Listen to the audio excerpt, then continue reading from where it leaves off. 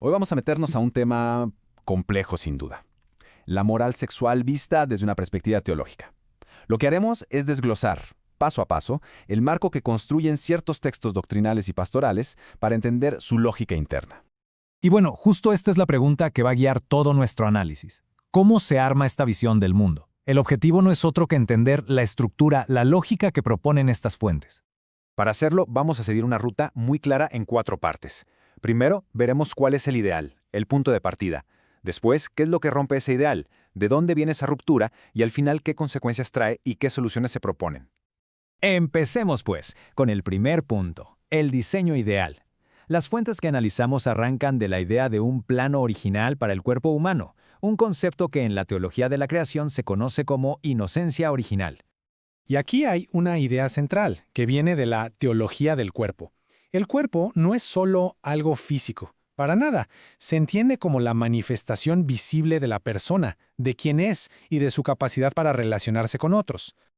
Todo esto se resume en una expresión en latín, communio personarum. ¿Qué significa?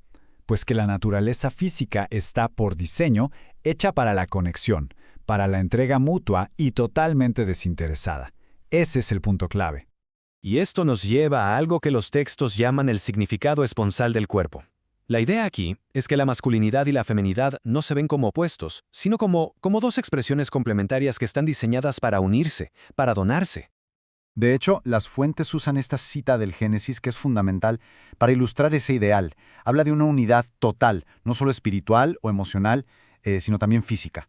Y así, esta primera sección cierra con esta imagen. Un estado ideal, la llamada inocencia original, donde el cuerpo se vive sin vergüenza. Esto es súper importante porque prepara el terreno para entender lo que viene después, la ruptura de ese estado. Pasemos entonces a la segunda parte. Ya que vimos el ideal, ahora vamos a explorar cómo estas fuentes definen los actos concretos que desde su punto de vista corrompen ese diseño original. A ver, el texto El amanecer de la esperanza nos da definiciones muy claras, muy distintas. El adulterio.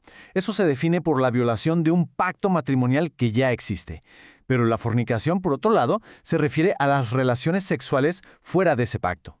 Y ojo con este pasaje. Se cita para explicar por qué, dentro de esta teología, la fornicación se considera algo singularmente autodestructivo. Es un pecado que se comete, literalmente, contra el propio cuerpo.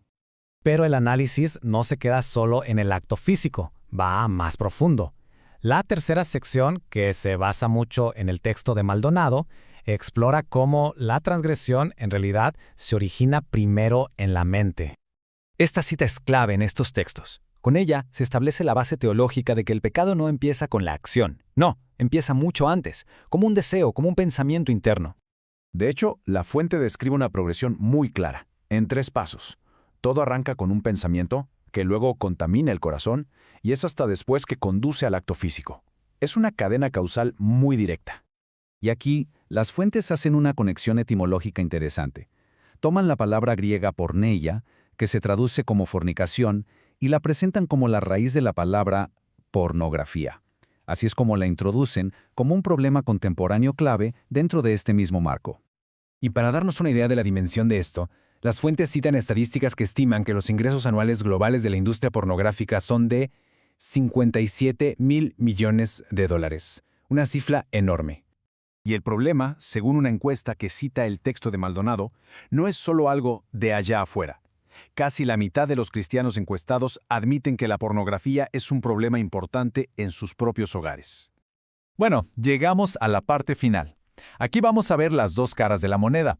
Por un lado, las consecuencias de la transgresión. Y por el otro, los pasos que se proponen para la recuperación, siempre según lo que describen estas fuentes. El texto de Maldonado detalla consecuencias muy severas, que van mucho más allá del individuo. Habla de un impacto no solo espiritual, sino también familiar y emocional. Y según esta fuente, es algo que puede llegar a afectar a varias generaciones. Para reforzar lo grave de estas consecuencias, las fuentes usan esta cita del libro de Proverbios. Fíjense cómo lo describe, no como un simple error, sino como un acto que directamente corrompe el alma. Pero el análisis no se queda solo en el problema. Después de describir todo esto, los textos proponen lo que ellos enmarcan como un camino hacia la restauración y la libertad. Y la solución que proponen es un proceso activo de varios pasos.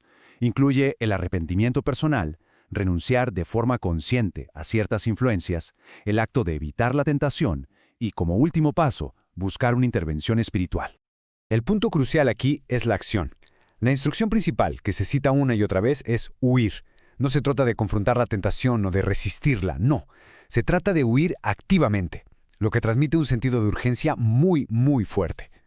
Y con esto terminamos el recorrido. La pregunta que queda en el aire es, ¿cómo este marco teológico con esta visión tan específica del cuerpo y la sexualidad dialoga o choca con los debates que tenemos hoy en día sobre la identidad y las relaciones humanas? Una pregunta para reflexionar.